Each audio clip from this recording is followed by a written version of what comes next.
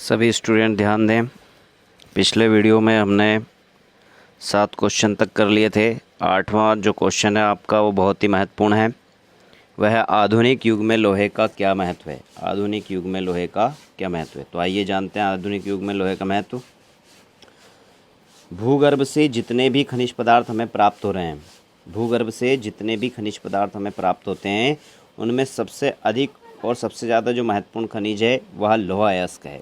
ठीक है, जितने भी खनिज पदार्थ हमें प्राप्त होते हैं उसमें सबसे ज़्यादा महत्वपूर्ण कौन सा है? लोहा अयस्क। यह कहाँ से मिलता है? यह धरातल के नीचे से हमें प्राप्त होता है। यह धरातल में सुलभ और प्रचुर मात्रा में उपलब्ध खनिज है।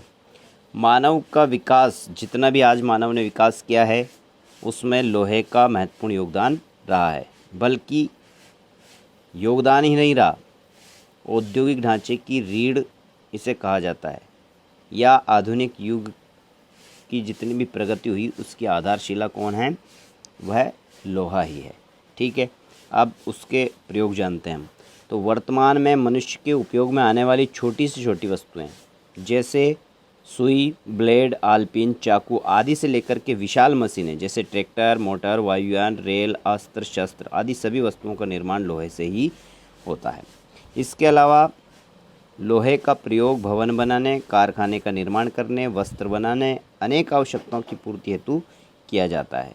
अगर हम बात करें तो मानव जो है उसकी सभी आवश्यकताओं की पूर्ति, चाहे वह किसी भी प्रकार की आवश्यकता उसकी हो, उनकी पूर्ति बिना लोहे के संभव नहीं है। अनेक आवश्यकताओं की पूर्ति हेतु लोहे का उपयोग आज मानव कर रहा है। मानव जीवन की प्रत्येक आवश्यकता को पूरा करने और मानव जीवन को सुखमय बनाने में लोहे इसका महत्वपूर्ण योगदान है। यदि लोहे का अभाव होता तो आज आर्थिक प्रगति जिस देश ने भी जितनी प्रगति की है वह संभव नहीं हो पाती, एवं औद्योगिक विकास जितना हुआ है वह भी संभव नहीं हो पाता। अतः हम कह सकते हैं कि वर्तमान युग में लोह अयस्क विकास का जन्मदाता है। लोह अयस्क के बिना विकास संभव नहीं है। इस प्रकार आपने समझ लिया है लोहे का क्या महत्व है। ठीक है, आइए दूसरा क्वेश्चन देखते हैं हम दीर्घोत्तरीय प्रश्न में। दीर्घोत्तरीय प्रश्न में जो पहला प्रश्न है, भारतीय अर्थव्यवस्था में कृषि का योगदान। ये भी बहुत इंपॉर्टेंट प्रश्न है। भारतीय अर्थव्यवस्था में कृषि का क्या योगदान? हम सब जानते हैं भारत जो है वो गाँवों का देश है, कृषि प्रधान देश है, और कृषि प्रधान देश होने के कारण हमारा प्राथमिक व्यवसाय भी है कृषि। इसमें फसलों की खेती के साथ साथ पशुपालन भी किया जाता है। ठीक है, अब यहाँ पर कुछ ऐसे तथ्य हम जानेंगे कृषि हमें क्या योगदान प्रदान करती है, जिससे हमें आसानी से समझ में आ जाएगा कि भारतीय अर्थव्यवस्था में कृषि का क्या योगदान है। आइए पहला पॉइंट देखते हैं हम। तो हमारा जो पहला पॉइंट है वह है जनसंख्या का भरण पोषण भारतीय कृषि से विश्व की। पहला पॉइंट है जनसंख्या का भरण पोषण। तो विश्व में जितनी जनसंख्या रहती है उसमें 17%, कितने प्रतिशत? 17% जनसंख्या का पालन पोषण भारतीय कृषि के द्वारा ही हो रहा है। आई बात समझ में? और अगर हमारे देश की बात करें तो 2/3, कितनी? 2/3 जनसंख्या का भरण पोषण आज कृषि के द्वारा हो रहा है। यानी लोगों को प्रत्यक्ष या अप्रत्यक्ष रूप से जो आमदनी प्राप्त हो रही है 2/3 जनता को कृषि से हो रही है हमारे देश। दूसरा पॉइंट देखते हैं हम, रोजगार में योगदान। तो आज भारतीय कृषि में देश की लगभग 2/3 श्रम शक्ति लगी हुई है।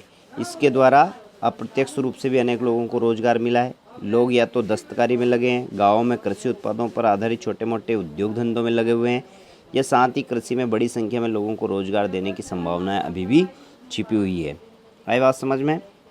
तो इस प्रकार से पहला था जनसंख्या का भरण पोषण और दूसरा बिंदु है इसका रोजगार में योगदान। तो 2/3 जनसंख्या को ये रोजगार प्रदान करता है। तीसरा है उद्योग धंधों का आधार। जितने भी आज उद्योग है भारत में, किसी न किसी प्रकार से, चाहे कच्चा माल हो या किसी भी प्रकार से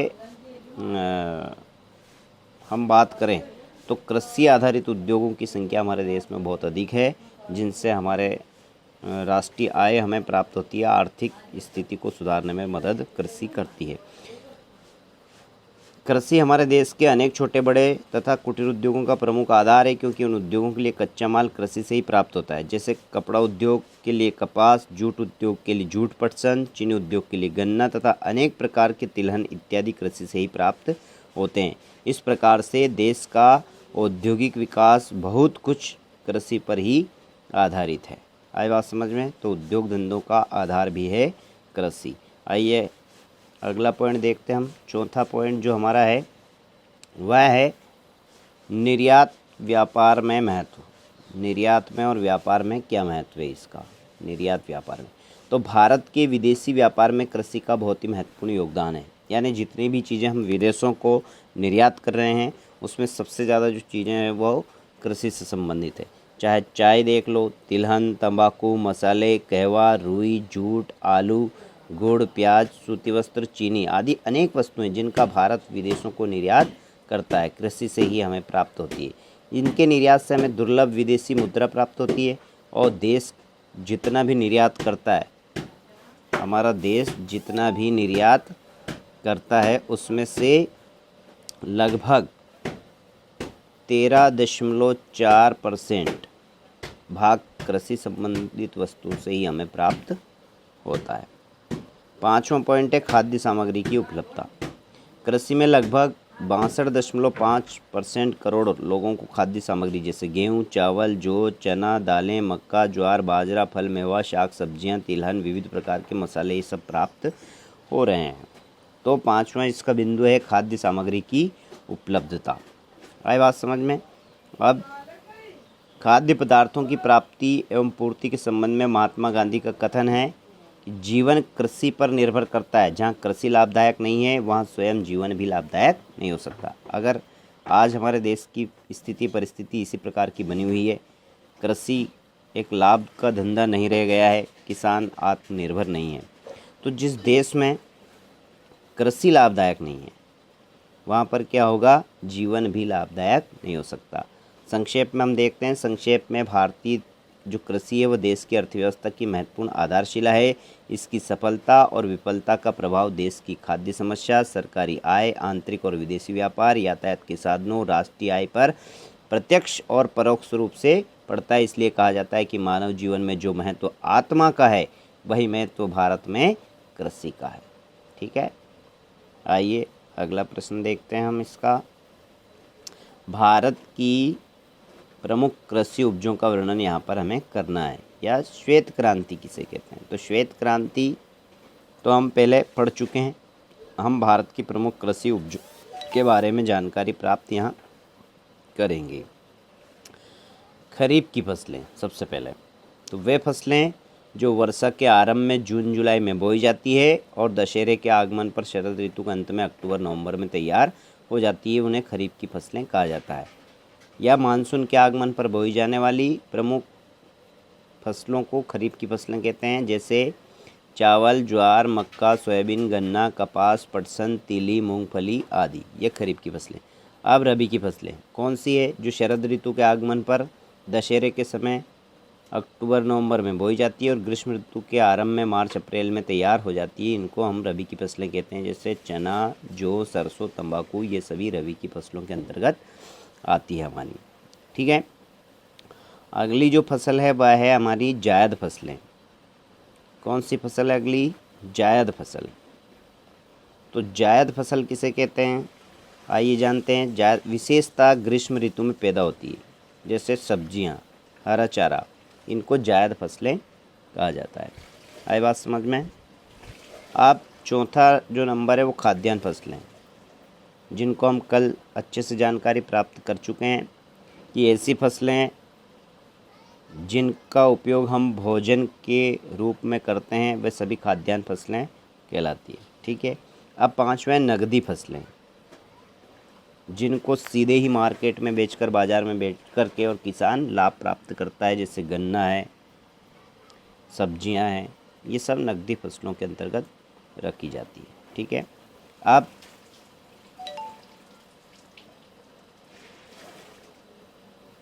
दूसरी चीज़ इसमें जो थी वो थी हरित क्रांति और श्वेत क्रांति किसे कहते हैं। तो हरित क्रांति कल हम समझ चुके हैं कि अधिक उपज देने वाले रासायनिक बीजों, रासायनिक उर्वरकों, संकरित बीजों, कीटनाशक दवाइयों और औद्योगिक क्रांति के फलस्वरूप जो फसलों का उत्पादन है उसमें वृद्धि करना ही हरित क्रांति कहलाती है। सबसे पहले गेहूँ, चावल, इनमें ये आई, हरियाणा, पंजाब, उत्तर प्रदेश और अब पूरे राष्ट्र में ये फैल चुकी है। श्वेत क्रांति, अब हम जानते हैं श्वेत क्रांति। तो जो श्वेत क्रांति है उसका मतलब है डेयरी विकास, यानी डेयरी विकास कार्यक्रमों के द्वारा दुग्ध उत्पादन में वृद्धि।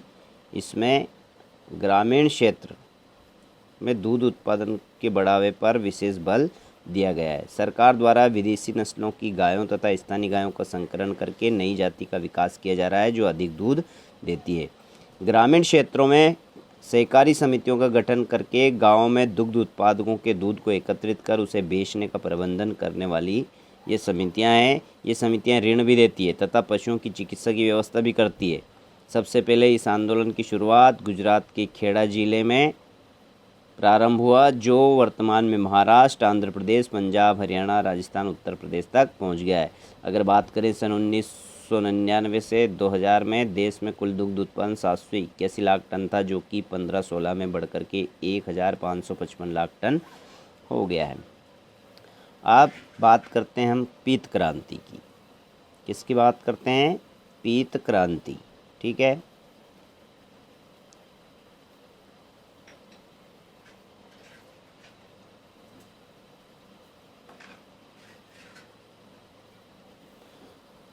कल भी हमने जाना था पीत क्रांति मतलब जो खाद्यान्न तेल है उनमें और जो तिलहन फसलें हैं उनके उत्पादन के क्षेत्र में अनुसंधान और विकास करने की रणनीति को पीली क्रांति या येलो रेवोल्यूशन या पीत क्रांति कहा जाता है। यानी जिसके माध्यम से हम खाद्य तेल और तिलहन फसलों के उत्पादन में वृद्धि करते हैं उसे ही पीत क्रांति कहा जाता है। 60 के दशक की बात अगर करें तो भारत तिलहन उत्पादन में आत्मनिर्भर था, किंतु कुल भूमि में तिलहन फसलों के घटते क्षेत्रफल, खाद्य व उर्वरकों के नगण्य उपयोग, सिंचाई के सीमित साधन, बढ़ती आबादी, फसल सुरक्षा एवं वैज्ञानिक तरीकों के उपयोग न करने से देश में खाद्य तेलों में कमी आई है। तिलहन उत्पादन की अगर बात करें तो बहुत सारे प्रयास किए गए। 1987-88 में भारत सरकार ने टेक्नोलॉजी मिशन की शुरुआत की, जिसके द्वारा राष्ट्रीय, राज्य व स्थानीय स्तर पर समितियों का गठन किया गया। कृषि अनुसंधान संस्थाओं और ऋण प्रदान करने वाली संस्थाओं की मदद से तिलहन उत्पादन को अधिक लाभप्रद बनाने के उपाय भी किए गए। सरकार ने तिलहन के समर्थन मूल्य, भंडारण और वितरण की सुविधाओं में भी वृद्धि की है। तो आई बात समझ में, पीत क्रांति यानी तिलहन फसलों के उत्पादन क्षेत्र में अनुसंधान करके और उन फसलों का उत्पादन बढ़ाना, इसे पीत क्रांति कहा जाता है। इसके लिए सरकार ने भंडारण की व्यवस्था की, ऋण प्रदान करने वाली समितियों का निर्माण किया, उसके बाद में समय समय पर अनुसंधान करने वाली समितियों का भी गठन सरकार के द्वारा किया गया है।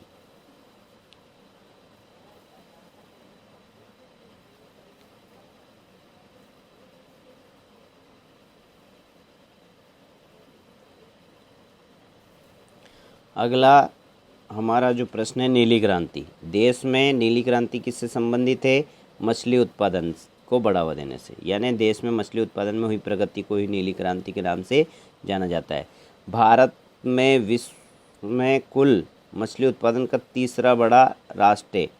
मछली उत्पादन में हमारा कौन सा स्थान है? तीसरा पूरे विश्व में। आई बात समझ में? देश में मछली उत्पादन को बढ़ावा देने के लिए विश्व बैंक की सहायता से एक परियोजना प्रारंभ की गई है 5 राज्यों में। कितने राज्यों में? 5 राज्यों में से लागू की गई है। मछली उत्पादन से भोजन की आपूर्ति बढ़ती है, रोजगार के अवसर बढ़ते हैं तथा विदेशी मुद्रा की भी प्राप्ति होती है। क्या क्या? भोजन, रोजगार और विदेशी मुद्रा, 3 चीज़ों की प्राप्ति होती है। वर्ष 15-16 में 107.95 लाख टन मछली का उत्पादन हमारे देश में हुआ। तीसरा जो प्रश्न है हमारा वह है भारत में लोहा या मैग्नीज उत्पादक क्षेत्रों का वर्णन करना है हमें। भारत में लोहा और मैग्नीज, ये बहुत ही इम्पोर्टेंट प्रश्न है।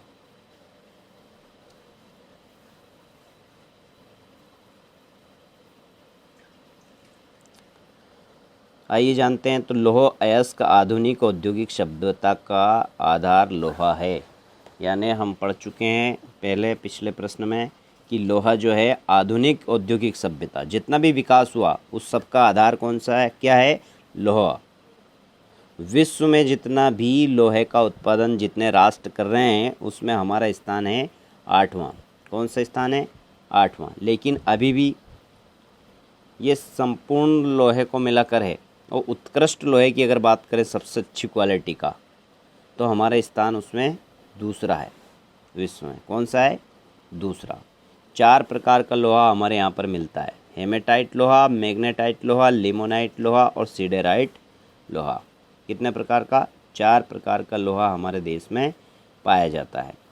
अब हम बात करते हैं वितरण की, कहाँ कहाँ पर ये पाए जाते हैं। तो सबसे पहले उत्तर पूर्वी राज्य, जैसे झारखंड राज्य के सिंहभूमि में बहुत ही प्रसिद्ध खदानें हैं। मनोहरपुर, पाशिराबरू, बूढ़ाबरू, गुआ और नोवामुंडा। उड़ीसा की बात करें तो मयूरभंज जिला, गुरु महेसानी, सलाईपट और बादाम पहाड़ी की प्रमुख खदानें। ये उत्तर पूर्व में हमारे यहाँ पर लोहे का वितरण है। अब हम बात करते हैं मध्य भारत की। मध्य भारत में गोवा, मध्य प्रदेश, जबलपुर, मंडला, बालाघाट। यानी गोवा के बाद में मध्य प्रदेश का जबलपुर जिला, मंडला जिला और बालाघाट जिला। छत्तीसगढ़ की अगर बात करें तो दुर्ग जिला, रायगढ़ और बिलासपुर। महाराष्ट्र के चांदा जिला, रत्नागिरी जिला, इनमें लोहे के भंडार है। दुर्ग जिले में डल्ली और राजहरा और बस्तर की बेलाडीला। यानी छत्तीसगढ़ में दुर्ग जिला, वहाँ पर डल्ली और राजहरा, बस्तर जिले का बेलाडीला और राजघाट की खदानें पूरे विश्व में लोहे के लिए जानी जाती है। राजस्थान की बात करें तो अरावली क्षेत्र, उदयपुर जिला, भीलवाड़ा जिला और डूंगरपुर और बूंदी, इनमें भी लोहे की खदानें पाई जाती है। अब बात करते हैं हम प्रायद्वीपीय पठार की। तो जो प्रायद्वीपीय पठार है विश्व का सबसे प्राचीन पठार भी है। वहाँ पर कर्नाटक का चिकमंगलूर जिला, बेल्लारी जिला, उत्तरी कन्नड़, चित्रदुर्ग जिले में और तमिलनाडु का सलेम, तिरुचिरापल्ली, दक्षिणी आर्काड जिलों में तथा आंध्र प्रदेश के अनंतपुर, कुर्नूल और नेल्लूर जिलों में लोहे की खदानें पाई जाती है। अब हम बात करते हैं भारत के अन्य क्षेत्रों की और कहाँ कहाँ पर लोहा पाया जाता है। तो भारत के अन्य क्षेत्र में हरियाणा का महेंद्रगढ़ जिला, हिमाचल प्रदेश का मंडी और उत्तराखंड का गढ़वाल, अल्मोड़ा, नैनीताल, केरल का कोझिकोड, जम्मू कश्मीर का जम्मू कश्मीर और उधमपुर। नागालैंड में भी लोहे के भंडार पाए जाते हैं। ठीक है, अब ये तो हो गया लोहा कहाँ कहाँ पाया जाता है उसका वितरण। अब मैग्नीज। तो मैग्नीज जो है वह भी सेम जगह है दोनों की, जहाँ पर लोहा पाया जाता है वहीं पर मैग्नीज भी पाया जाता है। लेकिन जल्दी से हम देख लेते हैं। भारत मैग्नीज के उत्पादन में बहुत धनी है। यहाँ उत्तम कोटि का मैग्नीज निकाला जाता है। मैग्नीज उत्पादन में भारत का विश्व में दूसरा स्थान है। कौन सा स्थान है? दूसरा। और विश्व में जितना मैग्नीज निकलता है उसका 19% मैग्नीज अकेले भारत में ही निकाला जाता है। अब जिस धातु में मैग्नीज व लोहे दोनों का अधिक मात्रा में मिश्रण रहता है उसे मैग्नीज लोहा अयस्क के नाम से जाना जाता है। 5% से कम मैग्नीज के अंश होने पर लोह अयस्क कहलाता है वो, और 5 से अधिक अगर मैग्नीज है उसमें तो वो मैग्नीज अयस्क के नाम से जाना जाता है। अब कहाँ कहाँ पर भारत में पाया जाता है? तो मध्य भारत की अगर बात करते हैं अपन, सबसे पहले मध्य भारत में कहाँ पाया जाता है? तो महाराष्ट्र का भंडारा जिला, रत्नागिरी जिला, नागपुर, मध्य प्रदेश का बालाघाट, छिंदवाड़ा, सिवनी, मंडला, धार, झाबुआ, छत्तीसगढ़ का बस्तर, गुजरात का खेड़ा और पंचमहल, राजस्थान के उदयपुर और बांसवाड़ा ज़िले में ये पाए जाते हैं। ठीक है, अगला हम देखते हैं प्रायद्वीपीय। तो जो प्रायद्वीप का हमारा पठार है उसमें बात करें तो कर्नाटक का कन्नड़, चित्रदुर्ग, चिकमंगलूर, शिमोगा, बेल्लारी, तुमकुर जिलों में मैग्नीज की अयस्क की खदानें पाई जाती है। आंध्र प्रदेश की अगर बात करें तो विशाखापट्टनम, कडप्पा और श्रीकाकुलम, इनमें मैग्नीज पाया जाता है। अगला है हमारा उत्तर पूर्वी, जैसे झारखंड की सिंहभूमि, उड़ीसा का क्योंझूर, गंजाम, सुंदरगढ़, बेलागिरी, इन जिलों में बहुत अधिक मात्रा में मैग्नीज पाया जाता है। ठीक है, अगले वीडियो में बाकी के क्वेश्चन आंसर हम देखेंगे। इनको आप ध्यान से पढ़ें, अपनी बुक में भी मिला करके देखें। धन्यवाद।